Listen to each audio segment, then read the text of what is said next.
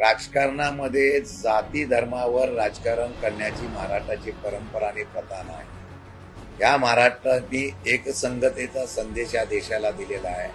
दुर्दैवाने सत्तेच्या हव्यासापोटी सत्ता टिकवण्यासाठी लोकांच्या लोकप्रियतेपेक्षा जाती धर्माचा वाद निर्माण करून सत्ता टिकवता येते हा फाजील आत्मविश्वास या देशामध्ये आणि राज्यामध्ये असलेल्या सत्तेतल्या लोकांना झालेला आहे. म्हणून वाचाळवीरांची संख्या वाढलेली आहे. जाणीवपूर्वक काही समाजाला टार्गेट करून त्या ठिकाणी वेगळ्या प्रकारचं वातावरण निर्माण करण्याचा प्रयत्न होतोय. दुर्दैव आहे, कोणी कुठं काय खरेदी करावी अशा प्रकारची बंधनं घालण्याची मुक्त अशा प्रकारची चर्चा होत असताना सरकार गप्प बसलेलं आहे. हे सर्वात मोठं दुर्दैव आहे.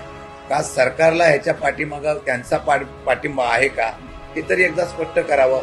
म्हणजे या असलेल्या धर्मामध्ये असलेल्या जाती तेढ निर्माण करायच्या, जाती धर्माच्या नावाखाली समाजामध्ये मोर्चे काढायला लावायचे, समाजामध्ये वाद निर्माण करून द्यायचा आणि एकमेकांच्यावर त्या दरी निर्माण करण्याचं दुर्दैवाने या महाराष्ट्रामध्ये आता सातत्याने होत आहे. मला वाटतं की याचा विरोध व्हायला पाहिजे.